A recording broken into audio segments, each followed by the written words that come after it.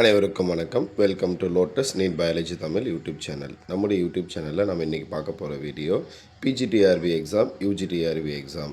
So தேர்வில் வெற்றி பெறணும் அப்படின்றது நிறைய பேருக்கு பண்ணாக்கா ஆசையாக இருக்கும். ஸோ நம்மளும் பண்ணாக்கா பிஜிடிஆர்பி தேர்வில் வெற்றி பெறலாம், இல்லை யூஜிடிஆர்பி தேர்வில் வெற்றி பெறலாம். வெற்றி பெற்று ஒரு அரசு பள்ளியில் பண்ணாக்கா நம்மளும் பண்ணாக்கா ஒரு முதுகலை பட்டதாரி ஆசிரியராகவோ இல்லை பட்டதாரி ஆசிரியராகவோ பணியில் சேரணும் அப்படின்னு எல்லாருக்குமே ஆசை இருக்கும். அந்த ஆசையை நோக்கி தான் எல்லாருமே ஓடிட்டுருப்போம். ஸோ இந்த தேர்வில் நம்ம வெற்றி பெறணும் அப்படின்னா ஒரு 4 ரூல்ஸ் அப்படின்றது ரொம்ப ரொம்ப ரொம்ப இம்பார்ட்டண்ட்டான ஒன்றா இருக்குது. அந்த 4 ரூல்ஸை யார் ஒருத்தர் ஃபாலோ பண்ணுறாங்களோ அவங்க கண்டிப்பாக பண்ணாக்கா சக்ஸஸ் பண்ணுவாங்க. நீங்களும் பண்ணாக்கா சக்ஸஸ்ஃபுல்லாக வரணும் அப்படின்னா நீங்களும் பண்ணாக்கா அடுத்து வரக்கூடிய யூஜிடிஆர்பி எக்ஸாம், பிஜிடிஆர்பி எக்ஸாமில் வெற்றி பெறணும் அப்படின்னா இந்த 4 ரூல்ஸை பண்ணாக்கா கட்டாயமாக நீங்கள் ஃபாலோ பண்ணுங்கள்.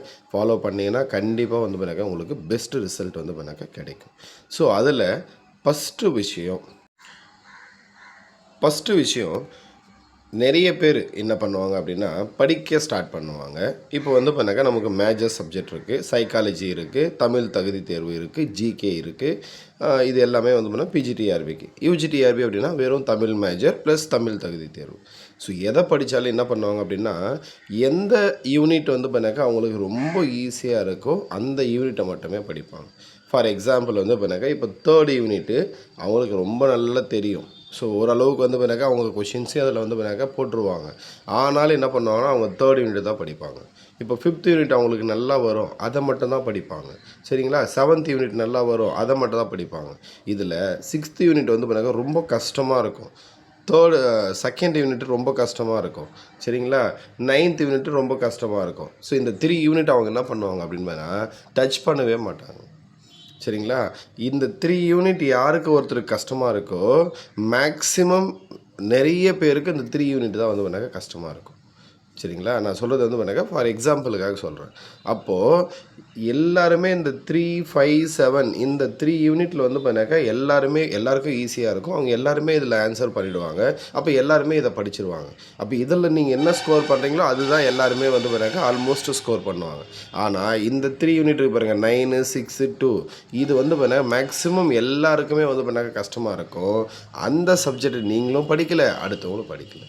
அப்போ காம்படிஷன் எங்கே பாருங்கள், இங்கே மட்டும்தான் இருக்குது. நீங்கள் 20 கொஷின் போடுறீங்கன்னா வேற ஒருத்தர் பாருங்கள் 25 கொஷின் போட்டாங்கன்னா அவங்களுக்கு தான் போஸ்டிங் கிடைக்கும். ஏன்னா இந்த இடத்துல என்ன பண்ணல, நீங்கள் தொடவே வரல. அப்போது நம்ம என்ன பண்ணணும் அப்படின்னா எந்த சப்ஜெக்டில் நம்ம வீக்காக இருக்கிறோமோ அந்த சப்ஜெக்டை பண்ணாக்கா ஃபஸ்ட்டு படிக்கணும். ஃபார் எக்ஸாம்பிள் பண்ணாக்கா இப்போ பாட்னி அப்படின்னு எடுத்துக்கிட்டாக்கா பயோ கெமிஸ்ட்ரி அப்படின்னு ஒன்று கஷ்டமாக இருக்கும்.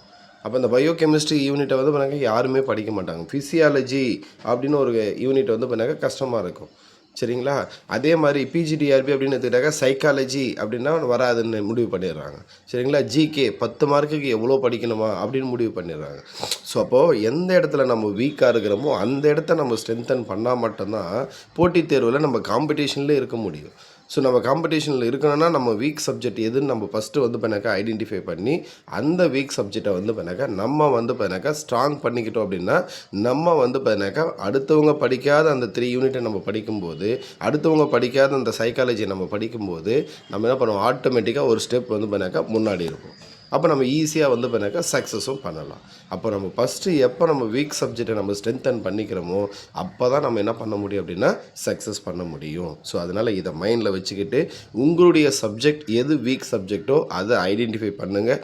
அந்த சப்ஜெக்ட்டுக்கு பண்ணாக்கா டைம் கொடுத்து டைம் எடுத்து அதை படிக்க ஆரம்பிங்க. ஃபஸ்ட்டு கஷ்டமாக தான் இருக்கும். திரும்ப ப்ராக்டிஸ் பண்ணுங்கள். இல்லை சின்ன சின்ன பார்ட்டாக பிரிச்சுங்க. அந்த கஷ்டமாகிற யூனிட்டை பார்ட்டாக பிரிச்சுக்கிட்டு அதில் இருக்கக்கூடிய டாப்பிக்கை பண்ணாக்கா டெய்லி ஒவ்வொரு டாப்பிக்காக படிச்சுட்டே வாங்க. ஸோ கண்டிப்பாக பண்ணாக்கா அந்த வீக் ஆகிற சப்ஜெக்டும் நீங்கள் என்ன பண்ணலாம், ஸ்ட்ரென்தன் பண்ணிக்கலாம். அடுத்தது ஸ்கோரிங் ஏரியா. சரிங்களா? இப்போ இந்த ஸ்கோரிங் ஏரியா அப்படின்னா என்ன சார்? ஃபஸ்ட்டு ஸ்கோரிங் ஏரியானா மார்க்கு கன்ஃபார்மாக வரக்கூடிய இடம். நம்மளால் கெஸ் பண்ண முடியுமா சார்னா, நீங்கள் ஆல்ரெடி பண்ணாக்கா 1 டிஆர்பியோ 2 டிஆர்பியோ எழுதியிருப்பீங்க. அப்போ கண்டிப்பாக உங்களால் என்ன பண்ண முடியும்னா கெஸ் பண்ண முடியும். அப்படி உங்களுக்கு டவுட்டாக இருக்குது அப்படின்னா previous year PGTRB questions, previous year UGTRB questions எடுத்து வச்சுக்கிட்டிங்க அப்படின்னா இப்போ ஃபார் எக்ஸாம்பிள் பண்ணாக்கா ஒரு டாப்பிக்லேருந்து ஒரு கொஷின் கேட்டிருக்காங்க. ஏதோ ஒரு டாபிக் ஃபார் எக்ஸாம்பிள் நான் பாட்னி வச்சு சொல்கிறேன். எண்டோஸ்போம் அப்படின்னு ஒரு டாப்பிக்லேருந்து ஒரு கொஷின் கேட்டிருக்காங்க. யூஜிடிஆர்பியாக இருக்கட்டும், பிஜிடிஆர்பியாக இருக்கட்டும், ரெண்டுத்துலையுமே கேட்டிருக்காங்க. அதே மாதிரி வந்து பண்ணாக்கா கிளாசிஃபிகேஷன் இதிலிருந்து ஒரு கொஷின் கேட்டுக்கிட்டே இருப்பாங்க. சரிங்களா? அப்போது நான் என்ன பண்ணணும் அப்படின்னா, இந்த எண்டோஸ்போம் டாப்பிக்கும் படிச்சிடணும், கிளாசிஃபிகேஷன் டாப்பிக்கும் படிச்சிடணும். அதே மாதிரி செல் டிவிஷன் இதிலிருந்து பார்த்தீங்கன்னாக்கா லாஸ்ட் டைம் யூஜிடிஆர்பியில் வந்து பண்ணாக்கா ஒரு 3-4 கொஷின்ஸ் கேட்டிருக்காங்க. பிஜிடிஆர்பியாக இருந்தாலும் ஒரு கொஷினோ 2 கொஷினோ வந்துடும். அப்போது இந்த மாதிரி எது ஸ்கோரிங் சப்ஜெக்ட் அப்படின்னு சொல்லிட்டு ஐடென்டிஃபை பண்ணி அந்த ஸ்கோரிங் சப்ஜெக்டை நம்ம என்ன பண்ணணும்னா டெய்லி படிக்கணும், டெய்லி ரிவிஷனும் பண்ணணும். அப்போ ஸ்கோரிங் சப்ஜெக்ட் நம்ம வந்து பண்ணி ஐடென்டிஃபை பண்ணி படிச்சிட்டோம் அப்படின்னா கண்டிப்பாக நம்மளால் என்ன பண்ண முடியும்னா மார்க்கை வந்து பண்ணாக்கா நல்லாவே ஸ்கோர் பண்ண முடியும். ஃபஸ்ட்டு நீங்கள் வந்து பண்ணாக்கா நிறைய கொஷின் பேப்பர்ஸை அனலைஸ் பண்ணிங்க அப்படின்னாவே உங்களுக்கு வந்து பண்ணாக்கா ஒரு ஐடியா கிடைச்சிரும் எது ஸ்கோரிங் ஏரியா அப்படின்னு சொல்லிட்டு, எது ஸ்கோர் மார்க் வரக்கூடிய டாபிக்ஸ் அப்படின்னு புரிஞ்சுக்கலாம். எந்த இடத்துலேருந்து பிரிக்க வேண்டாம் கொஷின்ஸ் வருது இதை தெரிஞ்சுக்கிட்டிங்க அப்படின்னாவே கண்டிப்பாக வந்து நம்மளால் என்ன பண்ண முடியும் அப்படின்னா நல்லாவே ஸ்கோர் பண்ண முடியும். வரக்கூடிய அந்த பிஜிடிஆர்பி யூஜிடிஆர்பியில் வந்து பண்ணாங்க நம்மளும் வந்து பண்ணாங்க ஒரு காம்படிட்டராக இருக்க முடியும், போஸ்டிங்கு வாங்க முடியும். அப்போ ஃபஸ்ட்டு ஸ்கோரிங் ஏரியாவை ஐடென்டிஃபை பண்ணணும். இதில் இன்னொரு விஷயம் வந்து பண்ணாக்கா நிறைய பேர் மறந்துடுறாங்க. என்ன அப்படின்னா ஸ்கூல் புக்கு.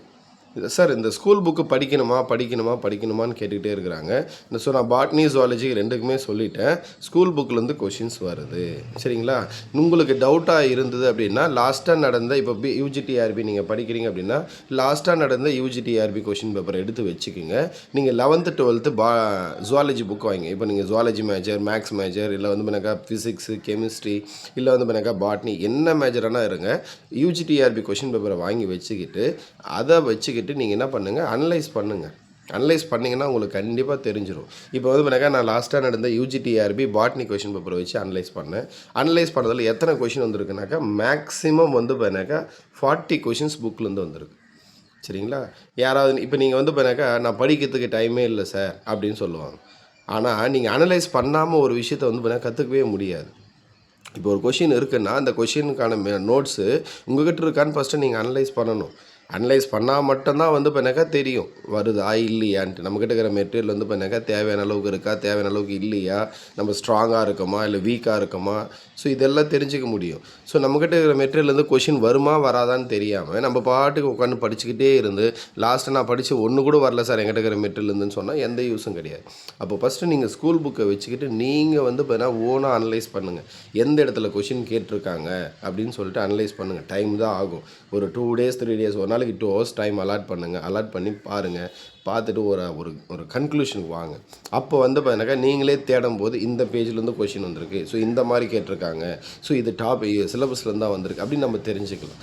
ஸோ அதுக்காக வந்து பார்த்தீங்கன்னாக்கா இந்த விஷயத்தை நீங்கள் கம்பல்சரி நீங்கள் வந்து பண்ணாக்கா பண்ணுங்கள். ஸோ பண்ணிங்க அப்படின்னா நம்ம கண்டிப்பாக வந்து பண்ணாக்கா அந்த வீக்காக இருக்கிற ஏரியாவை வந்து பண்ணாக்கா ஸ்ட்ராங் பண்ணிக்கலாம். ஸோ ஸ்கோரிங் ஏரியாவை நம்ம தெரிஞ்சுக்கிட்டு அதிலேருந்து மார்க்கை ஸ்கோர் பண்ணலாம். அடுத்தது ரொம்ப இம்பார்ட்டண்ட்டான 3rd ரூல் வந்து பண்ணாக்கா ரிவிஷன். ஸோ இந்த ரிவிஷன் அப்படின்ற விஷயத்தை வந்து பண்ணாக்கா நிறைய பேர் வந்து பண்ணாக்கா பண்ணுறதே இல்லை. ரிவிஷன் யாரெல்லாம் பண்ணலையோ அவங்க தான் வந்து பண்ணாக்கா ஒரு 4 மார்க்கில் போயிடுச்சு, இல்லை 2 மார்க்கில் போயிடுச்சு, இல்லை வந்து பண்ணாக்கா நான் வந்து பண்ணால் நல்லா படித்தேன், நிறைய படித்தேன், அதனால் என்னால் போஸ்டிங் வாங்க முடியல, கட் ஆஃபில் வரல. ஸோ இந்த மாதிரி ஏதோ ஒரு ரூல் சொல்லுவாங்க, ஏதோ ஒரு ரீசன் சொல்லுவாங்க. அப்போது இந்த ரீசன் எல்லாம் ஏன் சார் வருது அப்படின்னாக்கா நம்ம வந்து பண்ணாக்கா ப்ராப்பராக ரிவிஷன் பண்ணாதனால தான் வருது. அப்போ நீங்கள் என்ன பண்ணணும், ரிவிஷனை வந்து பண்ணாக்கா ப்ராப்பராக பண்ணணும். டெய்லி வந்து பண்ணாக்கா நீங்கள் வந்து பண்ணாக்கா ஒரு 6 hours படிக்கிறீங்க. இப்போ வந்து வேலைக்கு போயிட்டு வரீங்க அப்படின்னாக்கா அட்லீஸ்ட் ஒரு 6 to 7 hours நீங்கள் வந்து பண்ணாக்கா படிக்கணும். வேலைக்கு போயிட்டே படிக்கிறீங்க அப்படின்னாக்கா, இப்போ வீட்டிலேருந்தே படிக்கிறீங்க அப்படின்னா நீங்கள் வந்து பண்ணாக்கா அட்லீஸ்ட் வந்து பண்ணாக்கா 12 to 14 hours ஆகுது படிக்கணும் வீட்டிலேருந்தே படிக்கிறீங்க அப்படின்னா. அப்போது நீங்கள் 6 to 7 hours படிக்கிறீங்க, வேலைக்கு போயிட்டு வரீங்க அப்படின்னா ஒரு நாளைக்கு அட்லீஸ்ட் வந்து பண்ணாக்கா 2 hours ஆகுது நீங்கள் ரிவிஷன் பண்ணணும். அப்போ பேலன்ஸ் இருக்கிற 5 hours நீங்கள் படித்தா போதும். அப்போ இந்த 2 hours ரிவிஷன் பண்ணுறீங்க பாருங்கள், இதுதான் உங்களுக்கு மார்க்கே. நீங்கள் படிக்கிறதுனால உங்களுக்கு மார்க் வராது. படிக்கிறதுனால நீங்கள் சப்ஜெக்டை லேர்ன் பண்ணிக்கலாமே தவிர, சரிங்களா? ஆனால் நீங்கள் என்ன பண்ண முடியாது, அந்த விஷயத்தை வந்து பண்ணாக்கா ரிமெம்பர் பண்ண முடியாது, ஞாபகம் வச்சுக்க முடியாது. அப்போ நீங்கள் ஞாபகம் வச்சுக்கணுன்னா கம்பல்சரி நீங்கள் என்ன பண்ணணும் அப்படின்னா ரிவிஷன் அப்படின்றது வெரி வெரி வெரி இம்பார்ட்டன்ட்.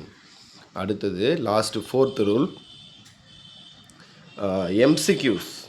இதை வந்து பண்ணாக்கா யார் ஒருத்தர் வந்து பண்ணாக்கா பண்ணுறாங்களோ அவங்களுக்கு இந்த சின்ன சின்ன மிஸ்டேக்ஸ் வந்து பண்ணாக்கா ரெடியூஸ் ஆகிடும். அப்போ எம்சிக்யூஸ் நான் என்ன சார் பண்ணணும், எப்படி சார் பண்ணணும், எப்படி சார் வந்து பண்ணாக்கா நான் வந்து பண்ணாக்கா அதுக்கு ப்ரிப்பேர் ஆகலாம் அப்படின்னா, உங்கள்கிட்ட ப்ரீவியஸ் இயர் கொஷின்ஸ் இல்லை வந்து பண்ணாக்கா ஏதாவது வந்து பண்ணாக்கா ஒரு கோச்சிங் கிளாஸ் வந்து டெஸ்ட் பேட்ச் வச்சுருப்பாங்க. அந்த டெஸ்ட்டு கொஷின்ஸ் இருக்கும். அந்த கொஷின்ஸை வச்சுக்கிட்டு நீங்கள் டெஸ்ட் எழுதாதீங்க டேரெக்டாக. அதுக்கான ஆன்சர் எங்கே இருக்குதுன்னு தேடி கண்டுபிடிங்க. அப்போ அதை தேடி கண்டுபிடிச்சிங்க அப்படின்னாவே உங்களுக்கு வந்து பண்ணாக்கா நிறைய விஷயத்த நீங்கள் வந்து பண்ணாக்கா லேர்ன் பண்ணிக்கலாம். கொஞ்சம் கொஞ்சமாக இதை பண்ணுங்கள். அதுக்கு அடுத்தது வந்து பண்ணாக்கா நீங்களே வந்து பண்ணாக்கா டெஸ்ட் கொஷின்ஸை ரெடி பண்ணுங்கள். ஏன்னா உங்களை விட வந்து பண்ணாக்கா பெஸ்ட்டாக யாரும் ஒருத்தர் வந்து பண்ணாக்கா உங்களுக்கு கொஷின் எடுத்துட முடியாது. ஏன்னா இது உங்களுடைய லைஃப் அப்படின்னும் போது நீங்கள் என்ன பண்ணுவீங்க அப்படின்னாக்கா, நம்ம வந்து பண்ணாக்கா நல்ல கொஷின்ஸ் எடுத்தால் மட்டும் தான் நம்ம பாஸ் ஆக முடியும்னு உங்களுக்குள்ள ஒரு பயம் இருக்கும். அப்போ அந்த பயம் வந்து பண்ணாக்கா நல்லா வந்து பண்ணாக்கா நிறைய நல்ல கொஷின்ஸை நீங்களே எடுப்பீங்க. ஸோ எடுக்கிறது எப்படி சார் அப்படின்னு சொல்லிட்டு ஒரு டவுட் வரும். நீங்கள் வந்து பண்ணாக்கா ஒன்றும் இல்லை, சிம்பிள் சாட் ஜிபிடி அப்படின்னு ஒரு விஷயம் இருக்குது. ஏஐ ஜெமினி, கூகுள் ஜெமினின்னு இருக்குது.